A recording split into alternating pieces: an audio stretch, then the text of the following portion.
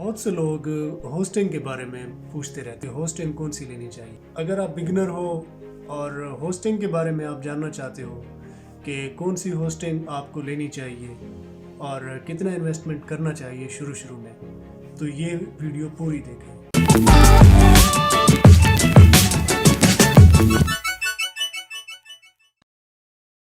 अस्सलाम वालेकुम, मैं हूं आपका दोस्त असलम दस्ती और आज मैं होस्टिंग के बारे में बताऊंगा। जब भी ब्लॉगिंग स्टार्ट करते हैं तो सबसे पहली चीज़ जो है वो है होस्टिंग और डोमेन के लिए तो मैं पिछली वीडियोस में भी मैं आपको बता चुका हूँ कि मैं GoDaddy और नेमचीप रिकमेंड करता हूँ। मैं प्रोवाइडर इनसे मैं डोमेन लेता हूँ।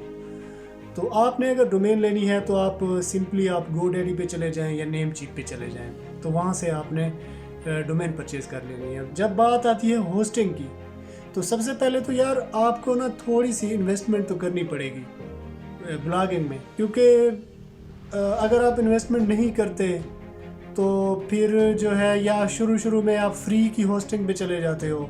फ़र्ज़ करें आप ब्लॉगर पे चले जाते हो, आप में से बहुत से लोग, एक वीडियो भी मैंने बनाई थी कि आप कैसे फ्री में बना सकते हो।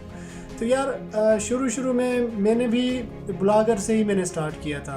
ब्लॉगर की जो है एक डोमेन लेनी पड़ती है, जो होस्टिंग है वो फ्री होती है, गूगल का प्रोडक्ट है ब्लॉगर, उससे उसकी होस्टिंग के साथ डोमेन को अटैच करके इसी तरह वेबसाइट बनाई जाती है। शुरू में मैंने भी ऐसे ही किया था, लेकिन यार असल में ना ब्लॉगर को छोड़ना ही पड़ता है, क्योंकि लॉन्ग टर्म जो है उस पर काम नहीं किया जा सकता, क्योंकि बहुत सी चीज़ें आप ब्लॉगिंग में बहुत सी चीज़ें हैं, एडवांस चीज़ें आ चुकी हैं जिससे ब्लॉगर जो है बाज़ दफ़ा सपोर्ट नहीं करता। ठीक है, तो फिर हमें जो है वर्डप्रेस पे आना पड़ता है। वर्डप्रेस में बहुत सी चीज़ें आ जाती हैं एसईओ के हवाले से, इसकी प्लगइन है, थीम कस्टमाइजेशन और एसईओ के लिहाज से, क्योंकि वर्डप्रेस अच्छा प्लेटफॉर्म है, तो हमें वर्डप्रेस की तरफ ही आना पड़ता है। तो क्यों हम जाए पहले ब्लॉगर पे, हम लोग क्यों जाएं? अगर काम हमने वर्डप्रेस पे ही करना है तो हम अपना ब्लॉगर पे टाइम वेस्ट क्यों करें? तो इसलिए आप शुरू में थोड़ी सी इन्वेस्टमेंट है, 300-400 की डोमेन आ जाती है, 2000 से 3000 तक होस्टिंग आ जाती है। शुरू में शेयर्ड होस्टिंग जिसे कहा जाता है। शुरू में यार 3-4-5 हज़ार तो इन्वेस्ट कर लेता है, क्योंकि आप शुरू में ही अगर आप सोचोगे कि यार ये तो मेरे पैसे डूब जाएंगे, ये तो मुझे कोई फ़ायदा नहीं होना ब्लॉगिंग में, तो फिर आपका इंटरेस्ट चला जाता है। 80% तो आपका इंटरेस्ट गया, क्योंकि आप जब शुरू में पैसे बचाने की कोशिश करते हो। तो यार 3 से 4 हज़ार 5 हज़ार तक आप इन्वेस्ट कर दो डोमेन और होस्टिंग पे। अगर ठीक है आप डोमेन लेते हो, होस्टिंग लेते हो, 1 साल के लिए मिलती है 3 से 4 हज़ार की, तो अगर फ़र्ज़ करें आप अर्निंग नहीं भी कर पाते उस डोमेन से, उस होस्टिंग से, लेकिन आप बहुत सी चीज़ें सीख जाते हो जो कि आपको फ़ायदा देती हैं। यानी कि आप कोई दूसरी अगर वेबसाइट स्टार्ट करना चाहो, कोई दूसरी और डोमेन पे काम करो, लेकिन आप ये है कि शुरू में जब आप थोड़े से पैसे पे करते हो, उस पर काम करते हो, तो थोड़ी बहुत चीज़ें आप सीख जाते हो। अब होस्टिंग 3 किस्म की होती है, ये भी मैं आपको बताता चलूँ। पहली होती है शेयर्ड होस्टिंग। शेयर्ड होस्टिंग सस्ती होती है। होस्टिंग असल में तो एक कंप्यूटर ही होता है, एक सर्वर ही होता है, तो उसमें जो है ना जगह जो है फिर बना दी जाती है। जो शेयर होस्टिंग है उसमें कुछ ज़्यादा यूज़र डाल दिए जाते हैं। फिर शेयर होस्टिंग के बाद VPS आ जाती है।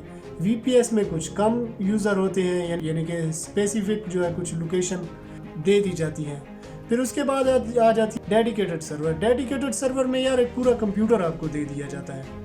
पूरा कंप्यूटर होता है, उसमें रैम हो गया और प्रोसेसर हो गया और स्पेस तो अनलिमिटेड ही होती है। तो शुरू में जब आप स्टार्ट कर रहे हो तो आप शेयर होस्टिंग से स्टार्ट करो, क्योंकि शुरू में जब आप काम करते हो तो इतनी ज़्यादा ट्रैफिक नहीं आ रही होती।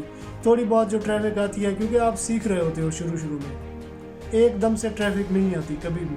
जो शेयर होस्टिंग होती है वो हैंडल कर लेती है इसे। ठीक है, शुरू में आप शेयर होस्टिंग, जब आपकी इनकम होने लगे, कुछ ट्रैफिक भी कुछ आने लगे, तो फिर आप VPS पे शिफ्ट हो जाओ।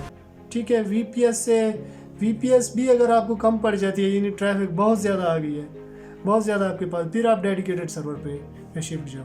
तो शेयर्ड होस्टिंग के लिए यार मैं आपको रिकमेंड करूँगा नेमचीप, साइटग्राउंड ब्लू होस्ट और एक दो और भी हैं, लिंक मैं आपको डिस्क्रिप्शन में दे दूंगा। तो वहाँ से आप जाके तकरीबन 4-5 हज़ार की इन्वेस्टमेंट है यार, कुछ नहीं होता, इतनी इन्वेस्टमेंट तो बंदा कर ही लेता है।